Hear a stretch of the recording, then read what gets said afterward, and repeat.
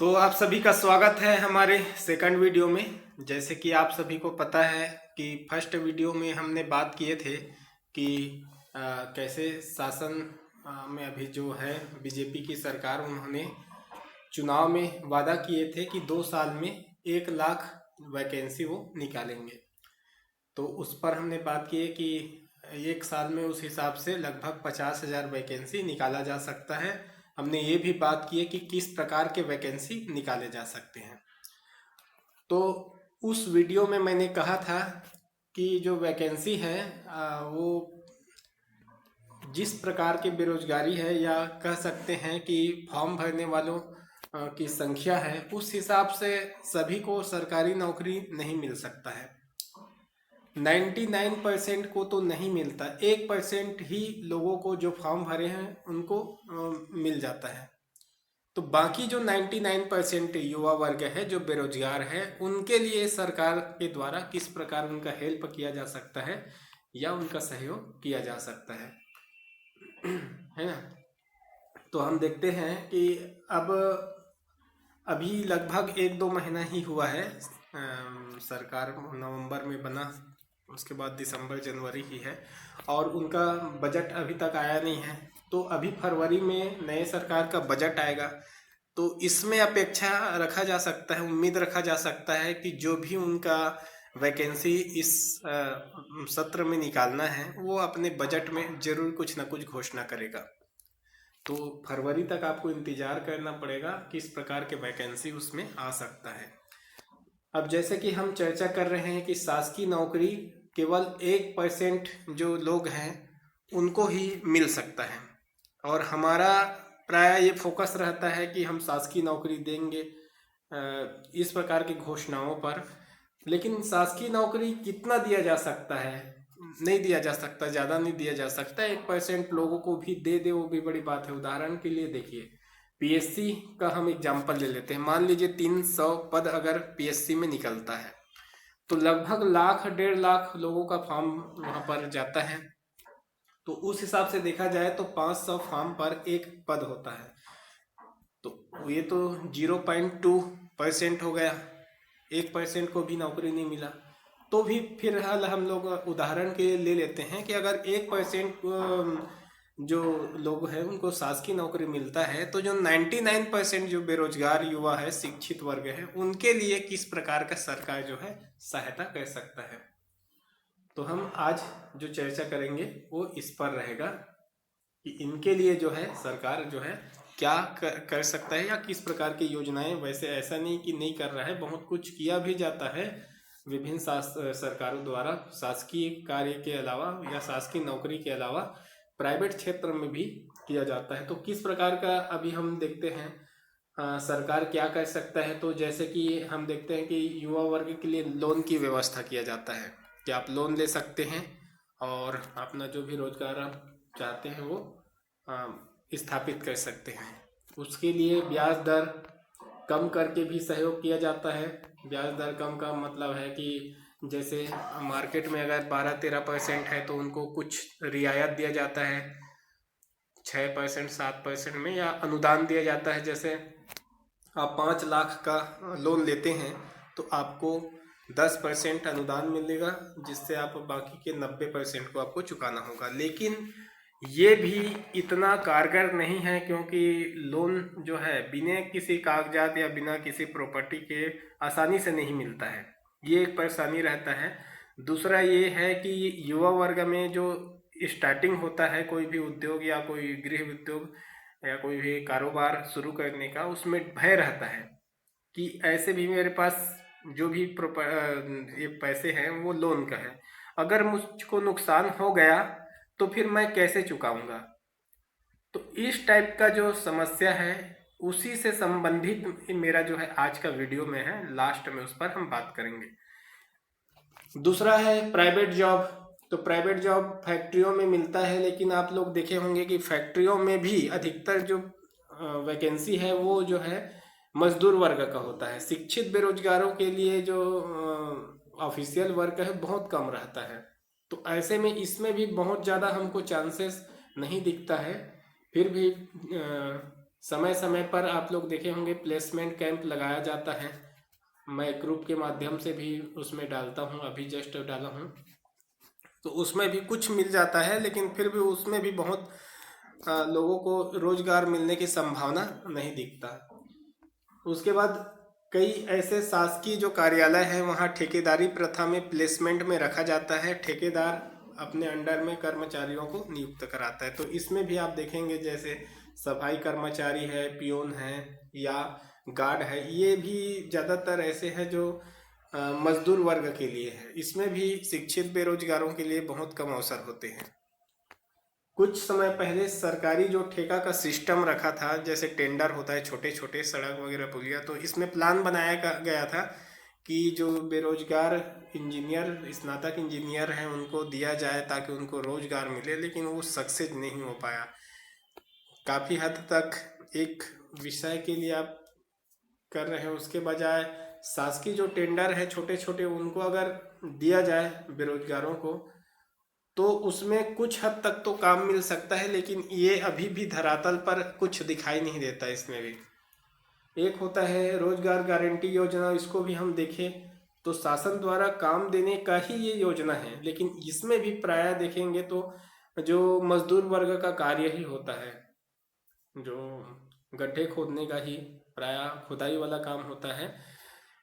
इसमें भी अभी तक ऐसा खुदाई से आगे नहीं बढ़ा है, न तो कृषि से जोड़ पाया है, न तो निर्माण कार्य से जोड़ पाए हैं।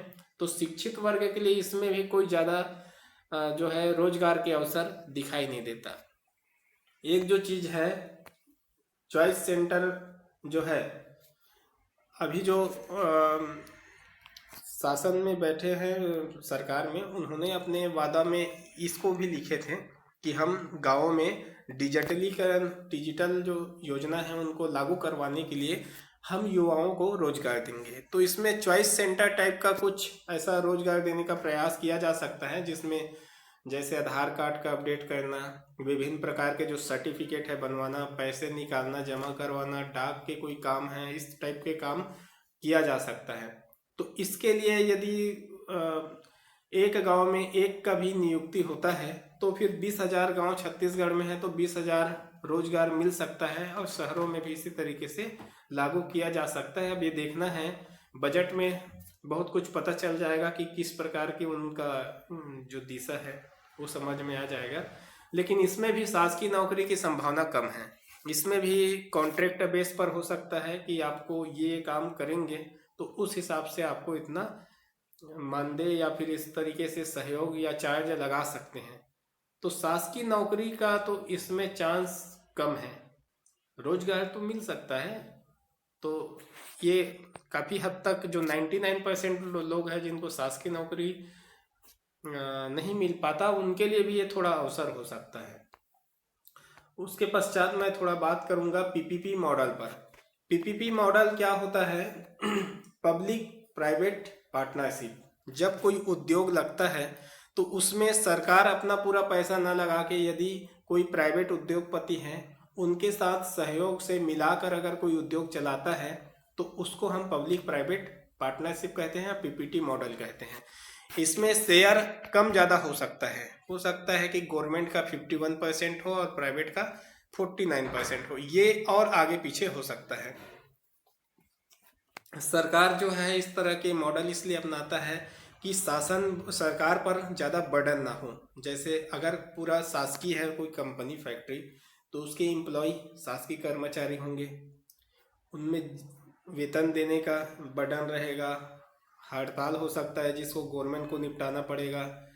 कोई अगर उस कंपनी से नुकसान हो जाता है तो एम्प्लॉय का पैसा गवर्नमेंट को देना पड़ेगा। तो इस तरीके से नुकसानी को कम करने के लिए जो गवर्नमेंट है वो पीपीटी मॉडल अपनाता है। तो जैसे अगर 49% अगर प्राइवेट में दे दिए तो प्राइवेट कंपनी अपना एम्प्लॉय रखेगा, वो प्राइवेट ही रखेगा, जाहिर सी बात है। तो आधा बर्डन गवर्नमेंट का ऐसे भी कम हो गया।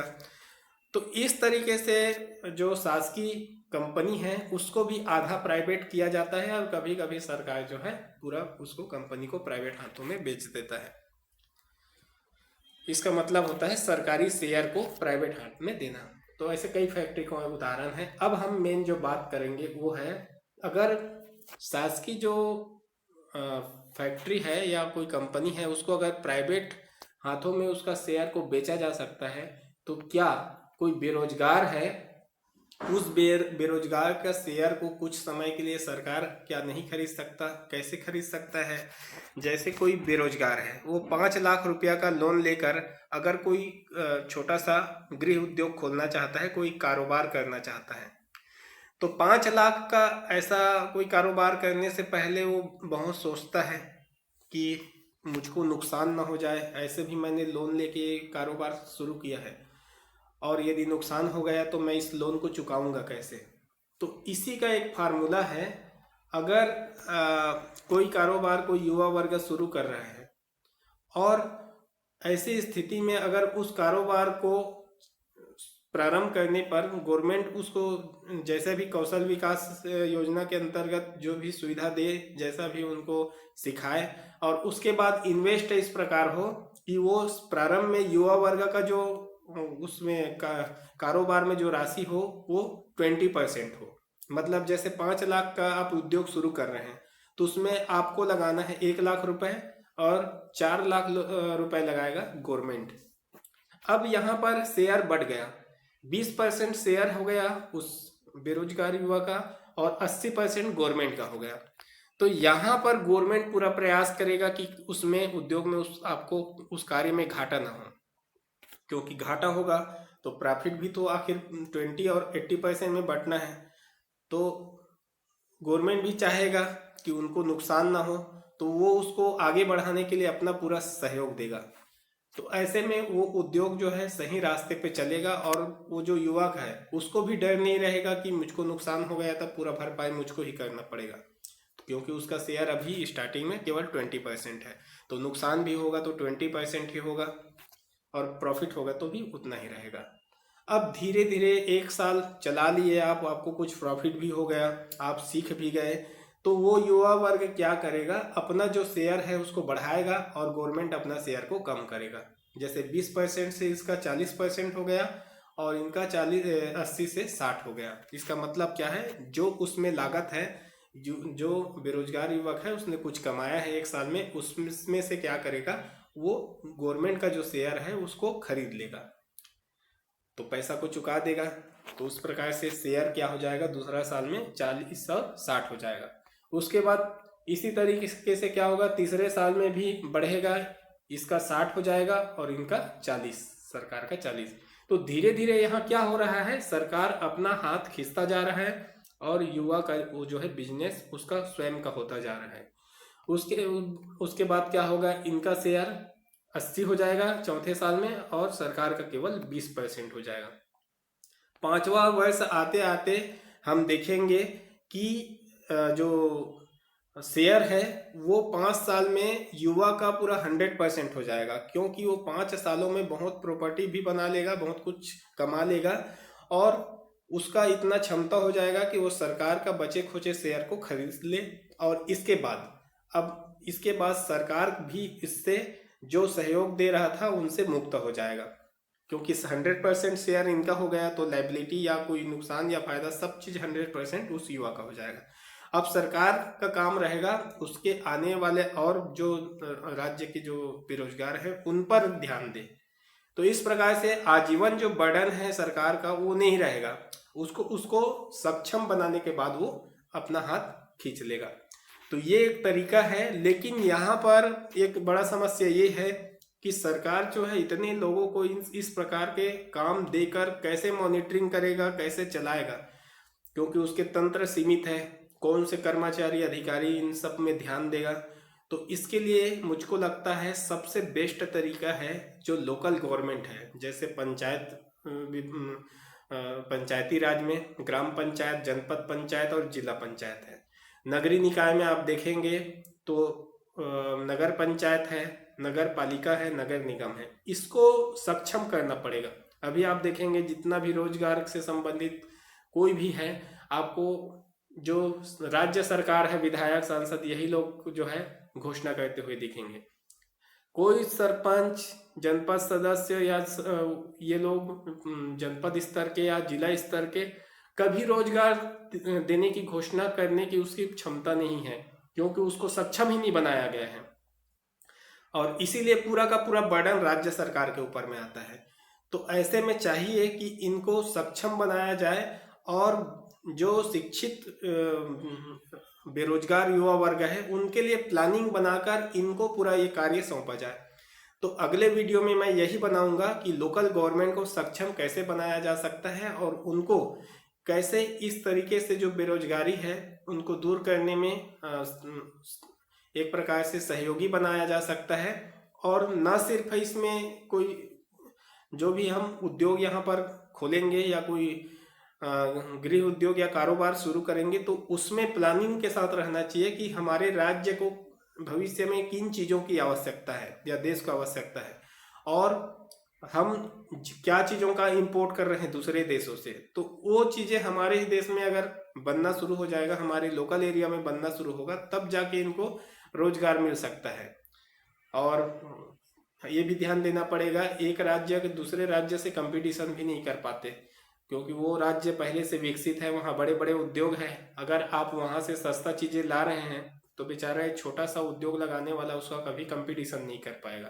तो इन चीज़ों को गवर्नमेंट को एक रणनीति बनाकर काम करना चाहिए, तो इससे काफ़ी हद तक बेरोजगारी कम किया जा सकता है। तो अगले वीडियो में मिलते हैं हम, लोकल गवर्नमेंट को मजबूत करके किस प्रकार हमको फायदा हो सकता है।